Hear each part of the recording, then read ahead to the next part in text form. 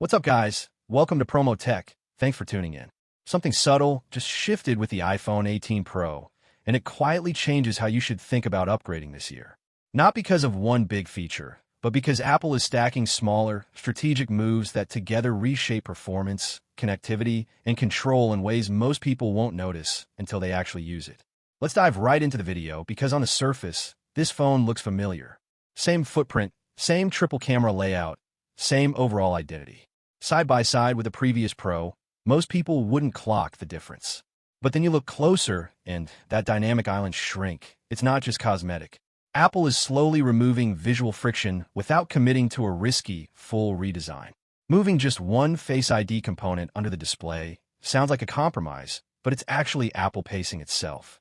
They're buying time to perfect under-display tech without sacrificing reliability. That's very Apple. Slow, controlled, and honestly a little frustrating if you were expecting a leap. And this is where things get interesting. Because while design feels incremental, the internal shift is not. The A20 Pro chip moving to 2 nanometers isn't just a spec bump, it's a thermal story. Compare this to the iPhone 15 Pro, which could heat up under load. Now imagine sustained performance without throttling. Same task, same workload, but one phone slows down after 20 minutes, the other just keeps going. That's the difference you actually feel. And when you combine that with a larger battery on the Pro Max, you're not just getting longer life, you're getting consistent power. That's the kind of upgrade people don't hype, but they remember.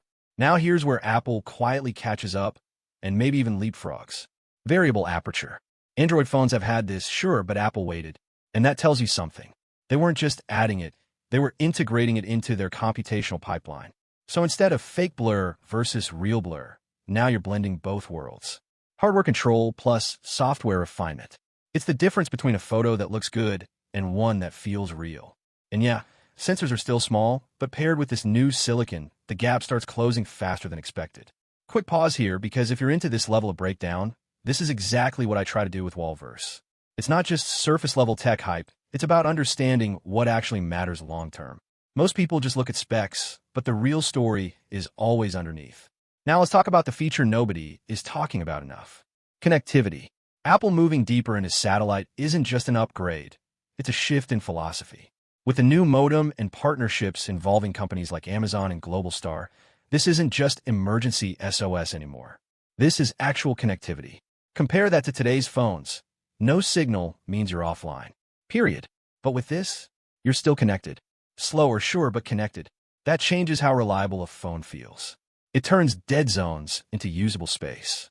And long-term, that's bigger than any camera upgrade.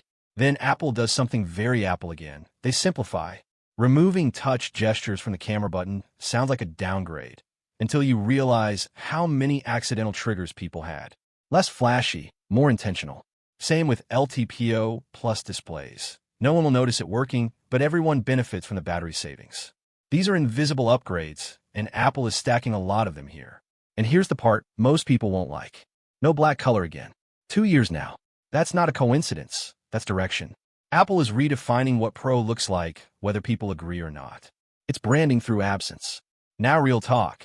If you're on a 15 Pro or older, this starts to look less like an optional upgrade and more like a generational shift.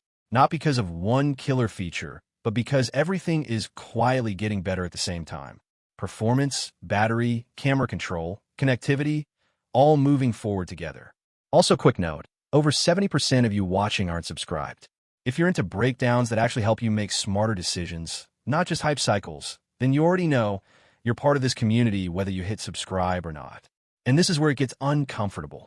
Because if Apple is already testing partial under-display Face ID, pushing satellite internet, and stabilizing 2 nanometers performance, what does that mean for the next 2 to 3 years? Are we looking at a slow evolution? Or are they setting up for a sudden jump that makes everything before it